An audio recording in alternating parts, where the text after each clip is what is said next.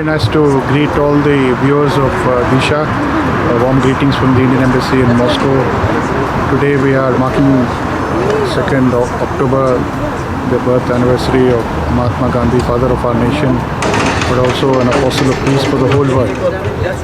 This year, today we are also completing the 150th birth anniversary celebration which took place during the last 1 year.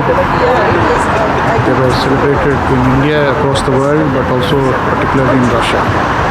President Putin contributed an article to a special volume that came out on this occasion. There was a special stamp that was released. A special program was held in Yasna Polyana to mark the friendship between Mahatma Gandhi and Tolstoy. A book was released based on the contributions made by Russian scholars. An exhibition was held both in the State Duma and in the Central Hall of Artists. A cycle rally was held. So many other functions were also held in Russia. The statue that is behind me is by the famous Russian sculptor Alexander Ryabchikov. His family was here. We greeted them and conveyed great appreciation for the excellent work that symbolizes India and Russia through the special talent of a very great Indian soul, Mahatma Gandhi. So my greetings to all of you and all best wishes as we move forward to India. Thank you.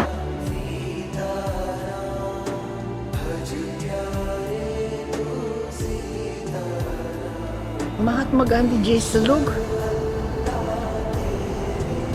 अपने ज़माने में जन्म लेते हैं और तभी जब उनकी जनता उनकी देश को उनकी बहुत बड़ी आवश्यकता, बहुत बड़ी ज़रूरत है, क्योंकि इंडिया में जो स्वतंत्र आंदोलन था इसमें अनेक बड़े बड़े नेता लोग थे, लेकिन महात्मा गांधी जी के आने तक ये सब नेता लोग जैसे कि बाल गंगाधर तिलक वगैरह, ये लोग उनका संदेश सिर्फ पढ़े लिखे शहरवासियों को, नगरवासियों तक पहुंच सकता था, क्योंकि वे भी पढ़े लिखे लोग थे, वे भी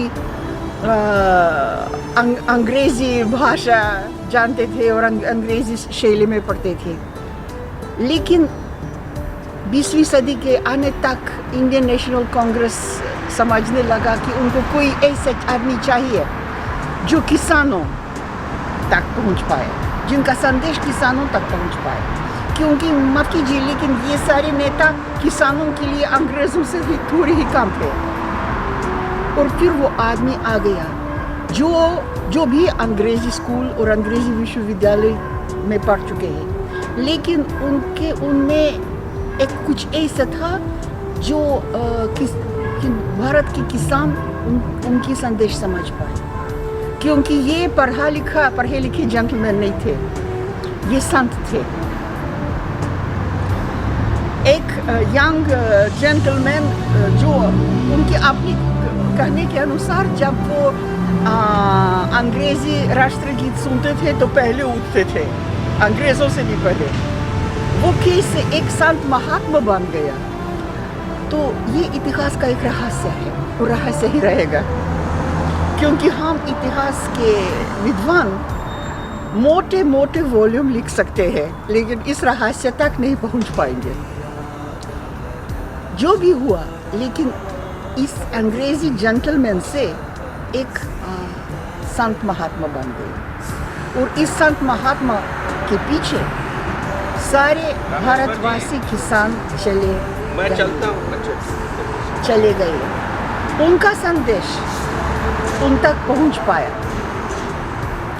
क्योंकि वो लोग उनकी भाषा बोलते थे, उनकी तरह सोच रहे थे, उनकी तरह उनका चिंतन मनन उनके बराबर था। और मुझे लगता है कि उस ज़माने में इंडिया बहुत भाग्यशाली थी, क्योंकि इसमें नेताओं, सच्चे नेताओं, आज के समाज में नहीं नेता जो आज के इंडिया में नेता मानते हैं वो ऐसा नहीं थे, लेकिन उस ज़माने में इंडिया को जो नेता मिल गए ये समाज के सभी स्तरों तक पहुंचते थे।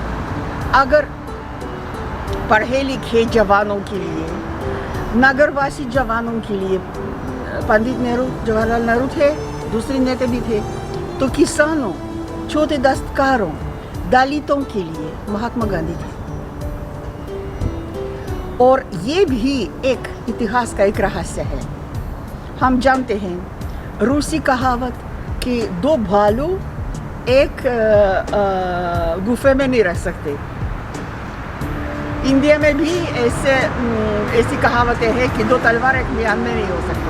लेकिन महात्मा गांधी जी और जवाहरलाल नेहरू दो नेता साथ थे और उनके बीच कोई प्रतियोगिता, कोई नफरत, कोई मतलब ऐसी बुरी भावना पैदा नहीं हुई थी। वो लोग सहमति में काम करते थे और सहमति से भारत को अपनी आज़ादी तक चला दिया। इस आज़ादी के लिए महात्मा गांधी जी ने अपनी ज़िंदगी की कुर्बानी की। क्योंकि और ये सबसे आखिरी बात है जो मैं कहना चाहूँगी, महात्मा गांधी जी की आलोचना करने वाले बहुत लोग थे। सब लोग उनके साथ सहमत तो नहीं थे, लेकिन इसमें एक उनकी एक चीज़ है, उनकी एक बात थी जो किसी भी आलोचना के ऊपर है। ये उनकी सांप्रदायिक संबंधों पर ये उनकी चिंतन मानो।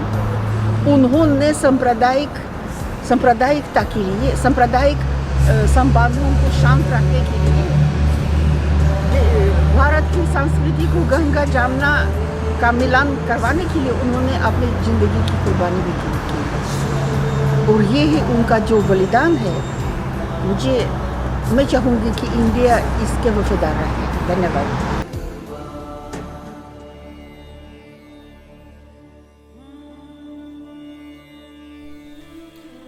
सभी को मेरा प्रणाम, नमस्कार। Здравствуйте।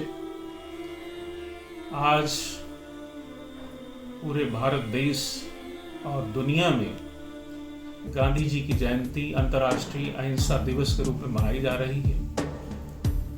गांधी जी ने अपनी सरलता से, सादगी से और उच्च जीवन मूल्यों से पूरे देश और दुनिया को प्रभावित किया। गांधी जी ने महात्मा बुद्ध की करुणा की शिक्षा को, गुरु नानक देव के भाईचारे के फलसफे को, महावीर स्वामी के अहिंसा के सिद्धांत को और ईसा मसीह के शांति और प्रेम के पैगाम को पूरी दुनिया तक पहुंचा।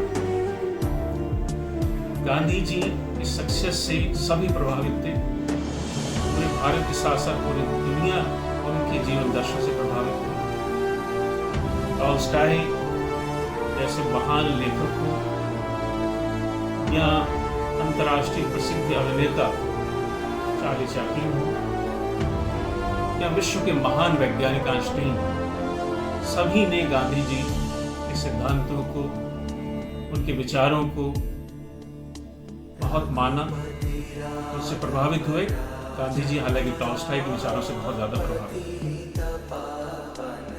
आज गांधी जयंती पर हम सब ये प्रतिज्ञा करेंगे, प्रण लें कि हम गांधी जी के सपनों के भारत को साकार करेंगे और एक ऐसे भारत का निर्माण करेंगे जिसमें प्रेम, अहिंसा, भाईचारे की भावना हो।